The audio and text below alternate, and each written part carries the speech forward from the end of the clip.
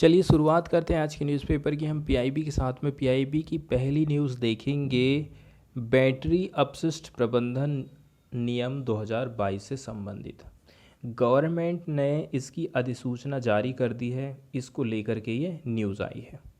हाल ही में हमने कुछ टाइम पहले ये देखे थे कि गवर्नमेंट अपशिष्ट पदार्थ जैसे कि यदि हम बात कर लें पार्टिकुलर इलेक्ट्रॉनिक कचरे की, कंप्यूटर, मोबाइल, लैपटॉप, इनसे जो कचरा निकलेगा, मोबाइल यूज़ किया आप कुछ दिन बाद में उसके कई सारे पार्ट्स को फेंक दिए या फिर पूरा मोबाइल ही फेंक दिए, कंप्यूटर का कोई पार्ट था उसको फेंक दिए, इस प्रकार से ये कचरा जमा होते जाता है।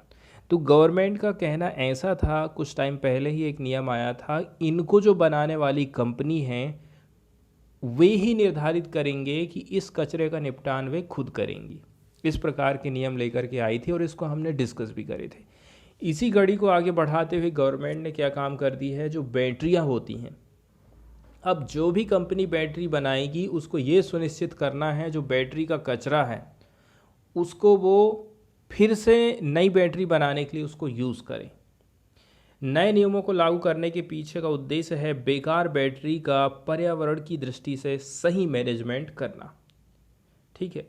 इन नियमों की अधिसूचना प्रधानमंत्री नरेंद्र मोदी ने 15 अगस्त 2021 को स्वतंत्रता दिवस पर देश के नाम संबोधन में अर्थव्यवस्था को पूरी तरह से बढ़ावा देने के लिए एक परिवर्तनकारी कदम बताया था। आगे इसमें बताया जा रहा है जो नए नियम बने हैं मैनेजमेंट और हैंडलिंग को लेकर के, 2001 में जो कानून चलता था उसका ही जगह लेने वाले नियम सभी प्रकार की बैटरी को कवर करते हैं, जैसे कि इलेक्ट्रिक वाहन वाली battery, portable battery, automotive battery और इंडस्ट्रियल बैटरी। नियम विस्तारित निर्माता उत्तरदायित्व, शॉर्टकट में कहते हैं ईपीआर। ईपीआर को ही हमें समझने की कोशिश करना था क्योंकि ईपीआर पर ही गवर्नमेंट ने फोकस करी थी अभी हाल ही में जो संशोधन किए गए थे उसमें, और इसकी हम चर्चा भी करे हैं। वीडियो की प्लेलिस्ट में जाकर के आप देख लीजिए, आपको पूरी डिटेल मिल जाएगी। ईपीआर की अवधारणा क्या कह रही है? ईपीआर की अवधारणा कहती है कि बैटरी के निर्माता, चाहे आप बाहर से मंगवा रहे हो, अपशिष्ट बैटरियों के संग्रह, जो कचरा हो गई है बैटरी उसका संग्रहण करेंगे, पुनर्चक्रण करना है या फिर नवीनीकरण करना, और कचरे से नई बैटरियों में बरामद सामग्री के उपयोग के लिए जिम्मेदार हो जाएंगे। ईपीआर ये अनिवार्य करता है कि सभी अपशिष्ट बैटरियों को आप इकट्ठा करो, पुनर्चक्रण और नवीनीकरण के लिए आप उसको भेज दो, और ये लैंडफिल और भस्मीकरण, मतलब आपको कोई भी चीज़ को जलाना नहीं है। ईपीआर दायित्वों को पूरा करने के लिए उत्पादक स्वयं को संलग्न कर सकते हैं, मतलब आप एक काम करिए, खुद ही ये काम कर लीजिए, और खुद नहीं कर रहे हो तो ये काम किसी दूसरे को आप दे दीजिए। अपशिष्ट बैटरियों के संग्रहण, पुनर्चक्रण या नवीनीकरण के लिए किसी दूसरी संस्था को आप दे सकते हैं, उसको उसकी कीमत दे दो, वो काम कर देगा। नियम उत्पादकों को के दायित्वों को पूरा करने के लिए उत्पादकों और पुनर्चक्रणकर्ताओं, मतलब नवीनीकरण के बीच ईपीआर प्रमाण पत्रों के आदान प्रदान के लिए एक तंत्र और केंद्रीकृत ऑनलाइन पोर्टल स्थापित करने में सक्षम होंगे। अब आपने ये काम करे हैं कि नहीं करे हैं, इसके लिए आपके पास एक सर्टिफिकेट होना चाहिए, ऐसा यहाँ पर बताया जाता है। नियम जो बनाए गए हैं इससे क्या होता है, नए इंडस्ट्री और उद्यमिता को बढ़ावा मिलेगा। जैसे कि यदि मैं कबाड़ी का काम करता हूँ और मुझे लग रहा है कि इस बैटरी को मैं पुनर्चक्रण कर सकता हूँ, तो मान के चलो एमरॉन करके कोई बैटरी की कंपनी है, वो मुझे कह दे रही आप ये लोग कचरा पड़ी है बैटरी, इसको आप पुनर्चक्रण करिए, तो मुझे वो पैसा, मैं उसको पैसा दे दूंगा और वो मुझे बैटरी दे देगी। अब फिर या फिर वो मुझे इस सेवा के लिए पैसा देगी, कहेगी एक काम करो, ये बैटरी को आप बना दो और हमको वापस कर दो, हम आपको 100 रुपये दे रहे हैं, ऐसा भी हो सकता है। नियमों के अंतर्गत बेकार बैटरी से सामग्री की वसूली का न्यूनतम परसेंटेज अनिवार्य करने से रिसाइकलिंग और नवीनीकरण उद्योग में नई टेक्नोलॉजी आएगी, निवेश आएगा, व्यापार के नए अवसर पैदा होने वाले हैं। नई बैटरियों के निर्माण में एक निश्चित मात्रा में पुनर्नवीनीकरण सामग्री का आप यूज़ करोगे, इससे नए कच्चे माल पर निर्भरता कम होगी। पहले जैसे कि आपको बैटरी बनाना था, बैटरी आप बना रहे थे तो पहले इतना मटेरियल आपको लग जा रहा था। आज के टाइम में उतना नहीं लगेगा, थोड़ा सा लगेगा। क्यों? क्योंकि आपने पुरानी बैटरी का भी मटेरियल इसमें मिला दिया है, तो दोनों को मिला करके आपका इतना माल हो जाएगा और आपकी बैटरी तैयार हो जाएगी, ऐसा इसमें बताया जाता है। ऑनलाइन रजिस्ट्रेशन, रिपोर्टिंग, ऑडिटिंग और नियमों के कार्यान्वयन की निगरानी के लिए एक समिति है और कठिनाइयों को दूर करने के लिए कुछ उपाय करना, प्रभावी कार्यान्वयन, अनुपालन सुनिश्चित करने के लिए नियमों की मुख्य विशेषताएं बताई गई हैं। पीआईबी की न्यूज़ हमारी यहाँ पर ख़त्म होती है और अब हम देख लेते द हिंदू की पहली न्यूज़। द हिंदू की पहली न्यूज़ हम देखने वाले हैं झारखंड के मुख्यमंत्री हेमंत सोरेन से संबंधित। हाल ही में न्यूज़ ये आई थी कि चुनाव आयोग ने एक चिट्ठी लिखी है राज्यपाल के नाम। ठीक है, राज्यपाल ने क्या काम करा था? बीजेपी ने जब इनके ऊपर आरोप लगाई थी कि ये मुख्यमंत्री रहते हुए इन्होंने एक कोयले की खदान को अपने नाम में लीज पर ले लिया था, ऐसा बीजेपी की तरफ से इनके ऊपर आरोप लगाया गया। तो यहाँ के जो राज्यपाल हैं, ठीक है, राज्यपाल ने क्या काम करा? अब राज्यपाल को लगा इन्होंने जो है अपने पद में रहते हुए लाभ कमाया है, मैं एक काम करता हूँ, इनकी सदस्यता को रद्द करवाता हूँ। तो फिर ये किसके पास गए? चुनाव आयोग के पास गए। चुनाव आयोग को बोले कि आप इनकी जांच करिए। फिर बताया जा रहा है कि चुनाव आयोग ने बंद लिफाफे में चिट्ठी राज्यपाल को भेजी है। अब ऐसा बताया जा रहा है कि इन्होंने जो भी आदेश लिखा है उसमें वो आदेश मान्य रहेगा राज्यपाल के लिए, उसको उस बात को राज्यपाल मानने ही वाला है, ऐसा यहाँ पर बताया जाता है। तो हेमंत सोरेन के खिलाफ मुख्यमंत्री के पद पर रहते हुए अपने नाम पर पहले से आवंटित पत्थर खदान की लीज के नवीनीकरण का आरोप बीजेपी की तरफ से लगाया गया था। राज्यपाल ने इस मामले को चुनाव आयोग के पास भेज दिया और आयोग का मत मांगा था, क्योंकि मामला ऑफिस ऑफ प्रॉफिट के अंतर्गत आता है। सुनवाई करने के बाद चुनाव आयोग ने अपनी अनुशंसा झारखंड के राज्यपाल को भेज दिया है। पद से अयोग्य घोषित किए जाने के बाद हेमंत सोरेन की कुर्सी खतरे में पड़ जाएगी। ठीक है, भले ही जो अकेले जो हेमंत सोरेन है ना, इनकी यदि सदस्यता रद्द भी करते हैं तो इनकी जगह में कोई और यहाँ का मुख्यमंत्री बन जाएगा, एक कंडीशन ये है। लेकिन ये दोबारा चुनाव लड़ सकते हैं। दोबारा चुनाव लड़ने के लिए इनके ऊपर किसी प्रकार का कानून लागू नहीं किया गया है, ऐसा यहाँ पर बताया जाता है। अगली न्यूज़ हम देखने वाले हैं बिल्किस बानो रेप से संबंधित। ठीक है, गुजरात की एक महिला है, मुस्लिम महिला बिल्किस बानो, इनके साथ रेप किया गया। इसके अलावा और भी महिलाओं के ऊपर रेप के आरोप लगाए गए थे। जांच चली और अपराधियों के दोष साबित हुए। इसके बाद में क्या होता है, 14 साल कंप्लीट करने के बाद गुजरात की गवर्नमेंट ने कहा कि हम इनको अब रिहा कर रहे हैं।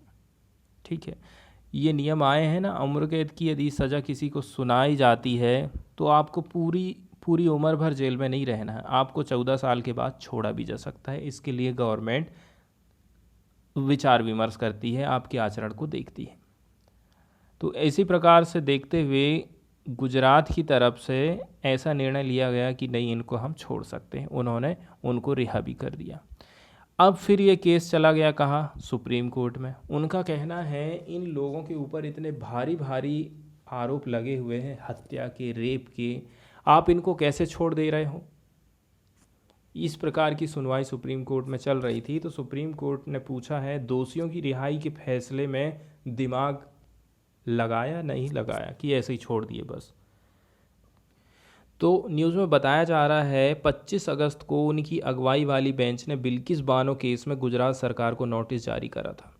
कोर्ट ने ये नोटिस बिल्किस बानो गैंगरेप के 11 दोषियों को रिहा करने के गुजरात के फैसले को लेकर जारी करा था।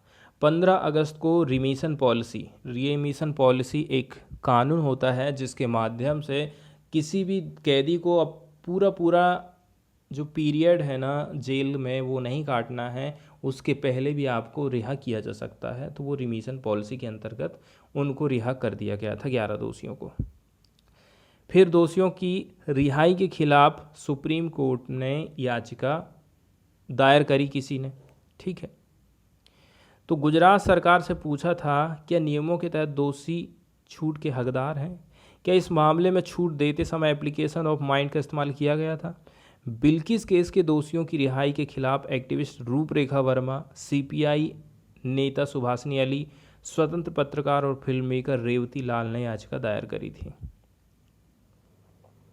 एप्लीकेशन ऑफ माइंड क्या होता है, तो देखिए, एप्लीकेशन ऑफ माइंड मतलब एक जुडिशियल टर्म होती है। जब भी किसी को रिहा करते हैं या जमानत देते हैं तो उसको लेकर कोई लॉजिक दिया जाता है या उसकी कोई वजह बताई जाती है। यदि वजह पर्याप्त है तो वो फैसला टिक जाएगा। अगर बिना किसी वजह के ऐसा कर रहे हैं तो हायर कोर्ट, लोअर कोर्ट या ट्रिब्यूनल से कहते हैं। तो हायर कोर्ट, लोअर कोर्ट या फिर ट्रिब्यूनल से क्या कहेंगे कि आपने फैसला देते समय एप्लीकेशन ऑफ माइंड का इस्तेमाल नहीं किया। इसी वजह से कई बार हायर कोर्ट, लोअर कोर्ट के फैसले को खारिज भी कर देते हैं। तो इसमें आपको समझने की कोशिश करना है नॉन एप्लीकेशन ऑफ माइंड में आखिर होता क्या है। पहले नंबर की बात, कानून की ज़रूरतों को पूरा किए बिना ही लिया गया फैसला। सेकंड नंबर, कानून की शर्तों को पूरा किए बिना कोई फैसला लिया जाना, जनहित पर विचार नहीं करना, कानूनी ज़रूरतों की अवहेलना करना, संबंधित सबूतों पर विचार नहीं करना, प्रासंगिक मटेरियल जैसे दस्तावेज, गवाही, सबूत पुराने फैसले पर विचार किए बिना राय बना लेना, दस्तावेज, गवाही, सबूत को रिकॉर्ड में बिना लिए ही फैसला दे देना। यानी हर फैसले के साथ संबंधित दस्तावेज और सबूत होना जरूरी है। जिस कानून के अंतर्गत गुजरात की सरकार ने रिमिशन पॉलिसी के तहत दोषियों को रिहा किया था वो क्या था, सीआरपीसी की धारा 433 और 433 ए के अंतर्गत। सीआरपीसी की इन दो धाराओं के तहत संबंधित राज्य सरकार किसी भी दोषी के मृत्युदंड को किसी दूसरी सजा में बदल सकती है। इसी तरह उम्र कैद को भी 14 साल की सजा पूरी होने के बाद माफ़ कर सकती है। इसी तरह संबंधित सरकार कठोर सजा को साधारण जेल या जुर्माने में और साधारण कैद को सिर्फ जुर्माने में भी बदल सकती है। इस आधार पर राजनीति बनाते हैं जिसे रिमिशन पॉलिसी कहते हैं। तो इसमें ये बताया जा रहा है 11 में से जो एक था, राधेश्याम भगवान दास शाह ने सीधे गुजरात हाई कोर्ट में अपील दायर करी। अपील में ये कहा कि रिमिशन पॉलिसी के लिए उसको रिहा करना चाहिए। इसके बाद वाली न्यूज़ हम देखने वाले हैं पेगासस स्पाईवेयर से रिलेटेड, ठीक है। पेगासस एक मैलिशियस सॉफ्टवेयर या फिर मालवेयर का एक प्रकार होता है जिसको हम स्पाईवेयर या फिर पेगासस स्पाईवेयर बोलते हैं, ठीक है। इसको डिज़ाइन किया जाता है इस प्रकार से कि आप किसी के भी मोबाइल फ़ोन की जानकारी आप यहाँ से एक्सेस कर सकते हैं, उसके मोबाइल को आप यहाँ से ऑपरेट कर सकते हैं, उसके टेक्स्ट मैसेज को, उसके कैमरे को, बहुत सारी चीज़ों को आप यहाँ से कंट्रोल कर सकते हैं पेगासस स्पाईवेयर के माध्यम से। इजराइल की एक कंपनी है, उसने इस स्पाईवेयर का निर्माण किया है, ठीक है। और दूसरे नंबर की बात यह है, ये जो सॉफ्टवेयर है, ये जो एप्लीकेशन है ना, गवर्नमेंट को ही बेचा जाता है। आरोप ये लगाया गया था कि भारत की सरकार ने इस एप्लीकेशन को खरीदा। कई सारे जर्नलिस्ट, अपोजिशन पार्टी के नेता, इसके अलावा बहुत सारे ऐसे लोग शामिल थे जिनके फ़ोन की हैकिंग गवर्नमेंट ने करवाई थी। तो इसी का जवाब जब गवर्नमेंट से मांगा गया था तो गवर्नमेंट कोऑर्डिनेट नहीं कर रही थी। मजबूरी में सुप्रीम कोर्ट को एक कमेटी का गठन करना पड़ा। उस कमेटी ने ये रिजल्ट निकाला है कि हम ये नहीं कह रहे हैं कि पेगासस स्पाईवेयर का यूज़ गवर्नमेंट ने करी है, लेकिन एक चीज़ रिजल्ट ये निकल के सामने आया है कि 5 फ़ोन की हैकिंग करवाई गई थी, ठीक है। अब हम उसमें ये नहीं कह सकते कि क्या ये पेगासस स्पाईवेयर ही था। मालवेयर हमें 5 फ़ोन में मिला है, लेकिन यहाँ पर इस प्रकार का कोई भी प्रूफ नहीं है कि ये पेगासस ही हो सकता है, ऐसा पैनल का कहना। Supreme court committee looks through 29 phone. Supreme court की कमेटी की तरफ से पूरे के पूरे 29 फ़ोन की जांच पड़ताल करी गई थी कि क्या वास्तव में इनके फ़ोन की हैकिंग की गई है। तो 3 जज की बेंच थी सुप्रीम कोर्ट की जो कि सुनवाई कर रही थी थर्सडे के दिन। उनका कहना है कोर्ट ने अपॉइंट किया था एक पेगासस टेक्निकल कमेटी, इसने अपनी रिपोर्ट दे दी है। इसमें 29 फ़ोन को एग्जामिनेशन हमने करे थे, 5 में 5 फ़ोन हमें इन्फेक्टेड पाए गए, उसमें कुछ मालवेयर हमको दिखाई दिया। लेकिन हम इसका मतलब ये नहीं कह सकते कि ये स्पाईवेयर ही था, ऐसा इसमें बताया जाता है। कोर्ट ने सेटअप किया था एक कमेटी को क्योंकि एलिगेशन लगाए गए थे, गवर्नमेंट के ऊपर आरोप लगाए गए थे कि इसने इजरायली स्पाईवेयर पेगासस का यूज़ करा था गवर्नमेंट एजेंसी के द्वारा for targeted surveillance of politician, journalist and activist. आगे ये बताया जा रहा है कि इस बेंच ने ये भी कन्वेंट किया, मतलब अवगत कराया कमेटी के ऑब्जर्वेशन को, that the government was not cooperative. सरकार इस मामले में बिल्कुल अपने हाथ पीछे खींच रही थी।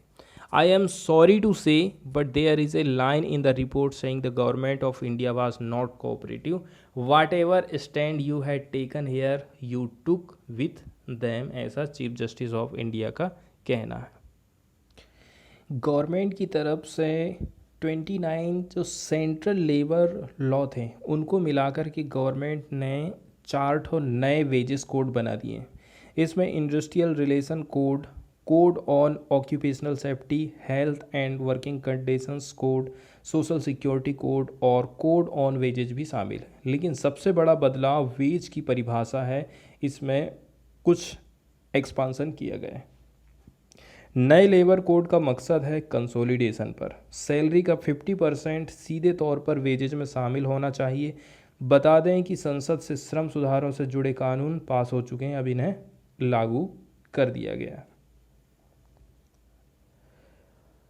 अब किसी भी कर्मचारी की बेसिक सैलरी कंपनी की लागत के 50% से कम नहीं हो सकती, ऐसा यहाँ पर बताया जा रहा है नए कोडों में। अभी कई कंपनियां बेसिक सैलरी को काफ़ी कम करके ऊपर से भत्ते ज़्यादा दे देती ताकि कंपनी पर बोझ कम पड़े। न्यू वेज कोड लागू होने से कर्मचारियों का सैलरी स्ट्रक्चर चेंज हो जाएगा। कर्मचारियों की टेक होम सैलरी घट जाएगी क्योंकि बेसिक पे बढ़ने से कर्मचारियों का पीएफ ज़्यादा कटेगा, मतलब उनका भविष्य ज़्यादा सुरक्षित रहेगा। कुल मिलाकर के ऐसा है कि गवर्नमेंट आपके पैसे का फिर कहीं और यूज़ करेगी, आपसे पैसा लेगी पीएफ के रूप में और उसको कहीं और फंसाएगी। छुट्टियां, पेंशन और वर्किंग आवर के नियम बदलने वाले हैं। इसमें बताया जा रहा है ईपीएफओ बोर्ड मेंबर और भारतीय मजदूर संघ के जनरल सेक्रेटरी विजय उपाध्याय क्या कहना है, कर्मचारियों के लिए सोशल सिक्योरिटी काफ़ी अहम है। इसमें कई पहलू हैं, कर्मचारियों के काम के घंटे, सालाना छुट्टी, pension, PF, take home salary, retirement जैसे इनमें चेंजेस होने वाला है। कुछ और ख़ास बातें हैं नए लेबर कोड की, यहाँ पर हम समझने की कोशिश करेंगे। गवर्नमेंट का कहना है इन कोड के माध्यम से 70 साल से जो हमारे पुराने कानून चले आ रहे थे, लेबर कानून, जिसके चलते चलते भारत में इन्वेस्टमेंट अच्छी तरह से नहीं आ पा रहा था, इनकी कारण अब यदि हम ये नए लेबर कोड को लागू कर देते हैं तो भारत में इन्वेस्टमेंट तेज़ी से बढ़ने वाला है। लेकिन कुछ आरोप गवर्नमेंट के ऊपर ये लगाए जाते हैं, नए जो लेबर कोड लाए गए हैं ये कंपनियों को ध्यान में रखते हुए लाए गए हैं, वर्करों को इसमें कम फ़ायदा होने वाला है, ठीक है, क्योंकि ये कंपनी को मजबूती प्रदान करते हैं, लोगों की हड़ताल करने की जो पावर है उसको कम करते हैं। ऐसी बहुत सारी बातें हैं इस कोड के अंतर्गत, इसलिए इन नियम कानूनों का बहुत ज़्यादा विरोध हो रहा था। नए कानून इंटरनेशनल लेवल के हैं, इनके लागू होने पर कर्मचारियों को हफ्ते में 4 दिन काम करना है, मतलब 3 दिन की छुट्टी मिलेगी। लेकिन हर हफ्ते पहले की तरह 48 घंटे काम आपको करना, मतलब एक दिन में 12 घंटे काम करिए। इसके अलावा मंत्रालय द्वारा जून 2021 तक जो बात कही गई थी पहले, जिसमें जिग व प्लेटफार्म वर्कर और माइग्रेंट वर्कर समेत अनऑर्गेनाइज्ड सेक्टर के रजिस्ट्रेशन कराएंगे। नए लेबर कोड लाने के लिए एक विधेयक को पारित किया गया था जिसका नाम है औद्योगिक संबंध संहिता विधेयक 2020, ठीक है। इसके महत्वपूर्ण प्रावधानों में क्या है, कंपनी में काम करने वाले श्रमिकों को काम पर रखने और उनकी छंटनी करने को बहुत आसान बनाना है। काम में रखना आसान हो, उनकी छटनी करना आसान हो, जब चाहिए रख लो और जब चाहिए निकाल दो, इसको आसान बनाना। पहले नंबर की बात ये बताई गई है, कोई भी इंडस्ट्री में कार्यरत वर्कर के लिए 300 से अधिक वर्कर को नियुक्त करने वाली कंपनी को आचरण के नियमों की ज़रूरत नहीं पड़ेगी। आप नियम कानूनों से फ्री रहेंगे। वर्तमान में 100 श्रमिकों तक काम करने वाले प्रतिष्ठानों के लिए अनिवार्य था। सेकेंड नंबर की बात यह है, विधेयक के अनुसार किसी भी इंडस्ट्री में काम करने वाले वर्कर को कम से भी कम 14 दिन पहले नोटिस देना होगा कि वे हड़ताल पर जाना चाहते हैं। इसलिए कह रहे हैं कि हड़ताल की पावर को ये कानून कम करता है। अभी वर्तमान में देखा जाए तो केवल सार्वजनिक उपयोगिता सेवाओं में श्रमिकों को हड़ताल करने के लिए नोटिस देने की ज़रूरत होती है। इसके साथ साथ 20 या अधिक वर्कर को नियुक्त करने वाले प्रत्येक इंडस्ट्री में वर्करों की शिकायतों से उत्पन्न होने वाले विवादों के समाधान के लिए एक या फिर एक से अधिक शिकायत निवारण के लिए कमेटी बनाई जाएंगी।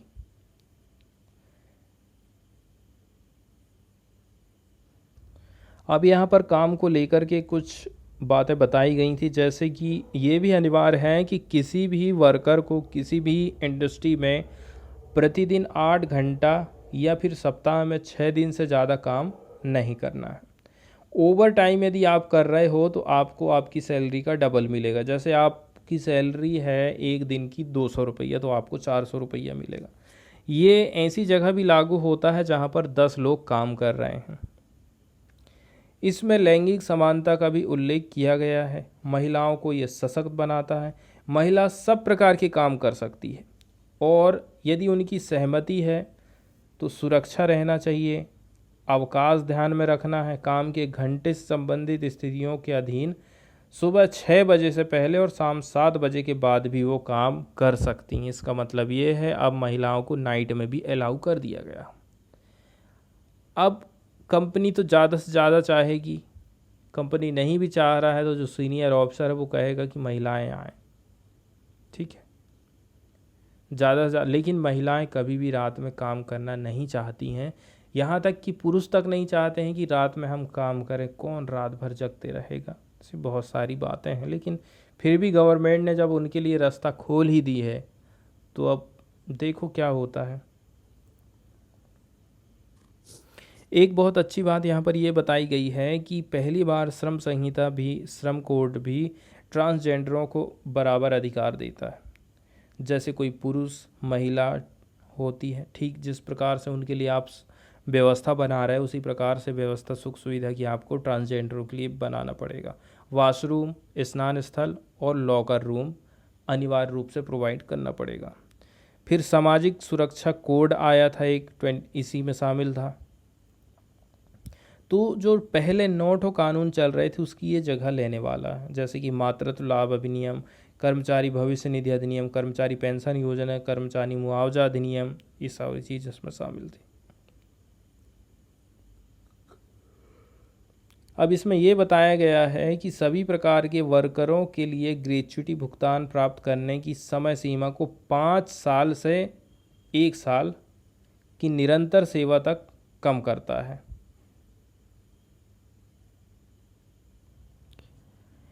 एक और न्यूज़ हम देखने वाले हैं बिजनेस वाले पेजेस में। ये बताया जा रहा है डीओटी ने सरल बना दिए हैं टेलीकॉम इंफ्रास्ट्रक्चर के लिए जो कानून थे, ताकि जो नेटवर्क है उसको हम बूस्ट कर सकें, ठीक है। इससे जो 5G की सर्विस है ना, इसमें काफ़ी तेज़ी आने वाली है सेवाओं में। टेलीकॉम मिनिस्ट्री ने मंडे के दिन अनाउंसमेंट किया है कि हम कुछ अमेंडमेंट करने वाले हैं राइट ऑफ वे रूल, ठीक है, जिसके चलते चलते ये एक्सपेक्ट किया जा रहा है to expedite upgradation and expansion of the telecom network. हमारा जो टेलीकॉम का सेक्टर है, मोबाइल नेटवर्क का जो सेक्टर है, idea, Vodafone, 4G, 3G, 2G, इसमें एक्सपांसन मिलेगा। इसमें शामिल है 5G भी। तेज़ी के साथ में 5G का विस्तार हम कर सकते हैं। नियम कानूनों में हमें थोड़ी ढील देनी पड़ेगी। अमेंडमेंट में इंक्लूड किया गया है रेशनलाइजेशन ऑफ फीस जो आपसे वसूली जा रही है उसको हम थोड़ा कम ज़्यादा कर सकते हैं। Introduction of single window clearance system, हम सिंगल विंडो क्लियरेंस सिस्टम को लेकर के आएंगे। इसके साथ साथ में रिमूव कर देंगे the need for consent from the authority for installing infrastructure over A private property. यदि आपको किसी प्राइवेट प्रॉपर्टी में इंफ्रास्ट्रक्चर खड़ा करना है, टावर लगाना है, इसके लिए आप क्या काम करोगे, गवर्नमेंट से अनुमति मांगोगे।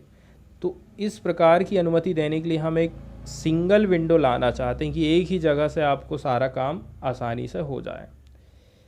अमेंडमेंट का जब अनाउंसमेंट किया जा रहा था, ठीक है, कि हम Indian telegraph right of way rule 2016 में चेंज कर रहे हैं।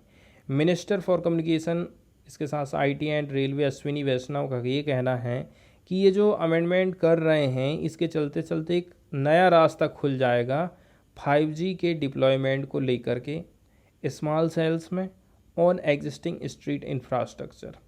With these reform India was now ready for introduction of 5G services.